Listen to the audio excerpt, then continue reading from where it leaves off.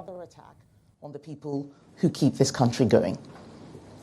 Before the election, Labour promised they wouldn't raise taxes on working people. They looked the British public in the eye and said, trust us. But now they've broken that promise in the worst way. This is a fundamental breach of trust. They hiked taxes on farmers. They introduced a jobs tax that is killing businesses. They even snatched away pensioners' winter fuel payments, despite their promise to protect them. And who is paying the price? You are. Even the Independent Office for Budget Responsibility is clear. Labour's jobs tax will hit workers, not just businesses. And the real cost? By the end of this Parliament, families across Britain will be £3,500 worse off. That is not a small cut. That's food on the table. That's energy bills. That's rent or a mortgage payment. Labour ministers think this is pocket money. Just this morning, the Prime Minister was boasting that he had given people a pay rise. He does not get it. Why are we in this mess? Because Labour simply do not understand how the economy works. They think government creates growth. It doesn't. Business does. Businesses create wealth, which means more money in the pockets of workers and more money for public services. Without business, there is no growth and there are no jobs. And yet, instead of helping businesses, Labour is hammering them with a £25 billion tax rate. The result of the jobs tax? Lower wages, fewer jobs, and more businesses going under. The evidence is clear. The OBR shows that the vast majority of the jobs tax will be passed on to workers in lower wages, and this will lose an average family over £3,500. It'll mean more businesses collapsing. Tesco, Sainsbury's, Sky, Stellantis, they're cutting staff. And a Bank of England survey found that 54% of businesses now expect lower employment. Lower employment means that the problem is going to get worse as fewer people earn a living. The response from Labour ministers just this morning is that people shouldn't be so pessimistic. They might as well say, suck it up. The jobs tax is hitting so many. It's hitting part-time work. Businesses now face extra costs for hiring part-time staff. And it means cuts to vital services, schools, councils, and healthcare. The jobs tax hits pharmacies, GP surgeries, children's hospices. Labour refused to exempt them despite our calls.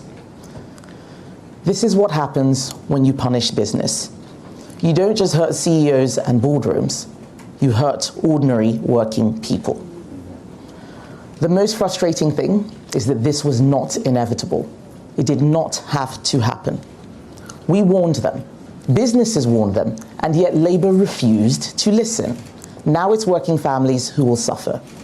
This jobs tax is a tax on your pay packet, a tax on those who work hard, do the right thing, and want a better future for their children.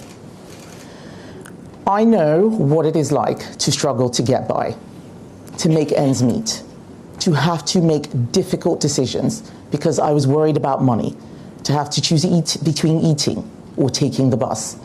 I cannot imagine losing £3,500 at a time when people are trying to save for deposits, pay mortgages, deal with soaring bills.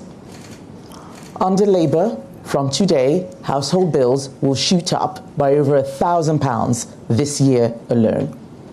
And don't just take my word for it. Business leaders are speaking out.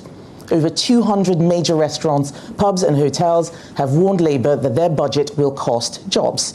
Over 80 retail leaders have warned that it will slow pay growth, cause shop closures. Even some of Labour's own business backers now feel betrayed. Because their approach isn't just economic mismanagement, it's economic vandalism. The Conservative Party is under new leadership. We did not always get everything right, but fundamentally, we as a party believe in lower taxes and better public services. We believe in the people who built businesses from nothing to give back to their communities. We believe in the people who took risks, tried something new, and built a legacy for the next generation. Labour don't understand what it means to take a risk, to meet a payroll, to grow an enterprise. Most of Labour's cabinet have barely worked for a business, let alone built one. They have no idea about the hard graft it takes to run small business. To them, national insurance is just another line item on a budget page. They are so busy spending other people's money that they don't think about the impact of their decisions on those who are working hard, taking risks, and trying to get on with their lives. The result? Lower growth, lower wages, lost jobs. Labour did not listen to business. Will they listen to the families now paying the price? Because if they don't fix this, we will. Thank you.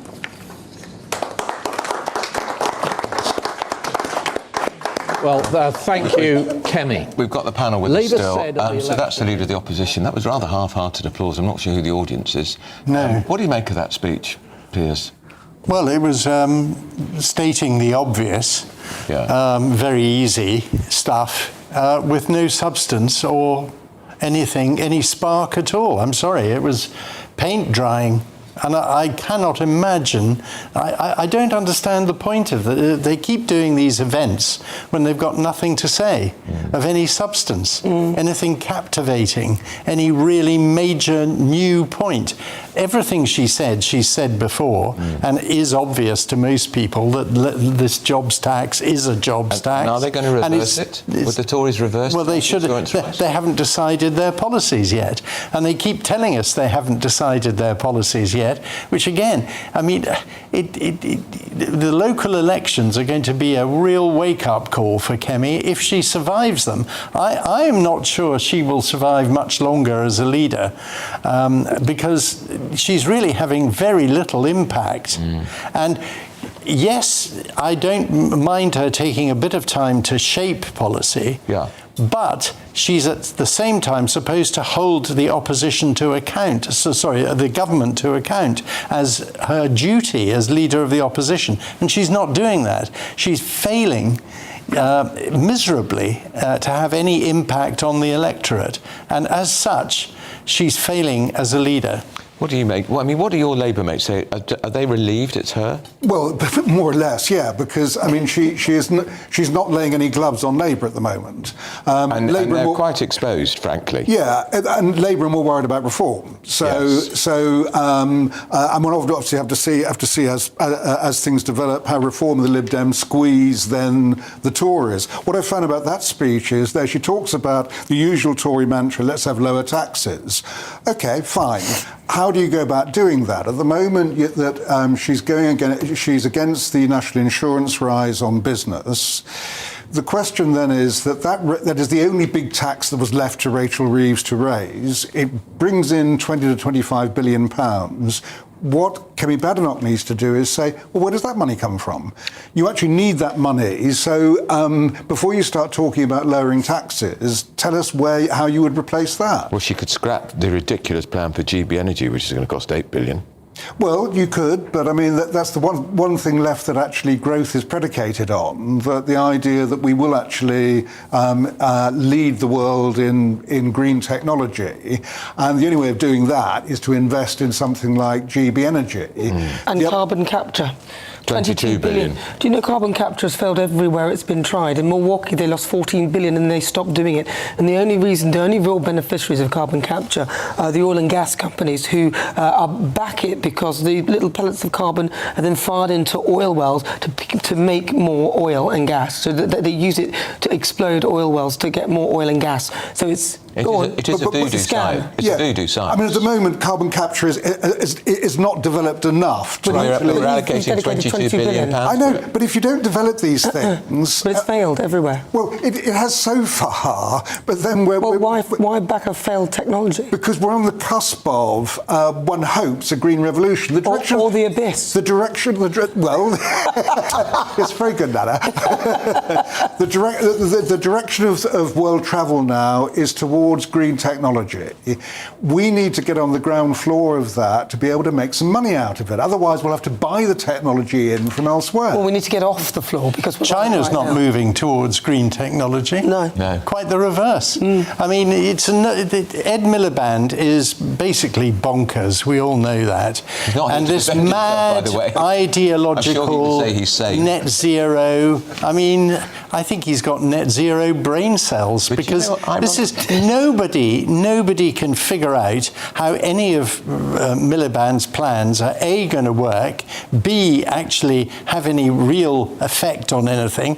We equate to 1% of global emissions, and we're about 1% of the world economy. It's quite normal. We don't need to. The fourth largest world polluter, if you take it over the last 100 years. No, but let's be realistic. You say 1%, but let's be honest. The reason why is because we've kind of offset it to China, so we don't produce anything really. So we buy everything from China, who then are opening new coal fields all the time. So it's not really 1%. It's just 1% emitted from the UK, but we are massive contributors to the carbon. And Miliband's plans don't work. I mean, the grid is already in trouble, as witness what happened at Heathrow. And he hasn't actually, and if you speak to people from the national grid, they will tell you that Miliband's plans are pie in the sky. Well, I mean, we'll have to see, won't we? I mean, the one thing that we've got at the moment is that planning laws are going to be reformed to make it easier to build things like destroy the countryside. Well, hang on. Right. I mean, again, if you're going for green technology, then you've got to have the wherewithal to go and do it. So at the moment, it's marvellous, isn't it? You want green technology, yet you're destroying the countryside, which I thought used to be quite green. I've got a wind farm being built on my doorstep. Lucky you. You'll get £20 off your electric bill. No, I won't. I'm sure it'll be very... You won't get anything off at all. Wait till you won't be able to sleep with the noises, and they're very, very noisy. And they're ugly, and they kill birds. There'll be a hum in your ear forever. Well, and they kill birds. Are they going to paint them? There is a local campaign group objecting against it. I won't be one of those people.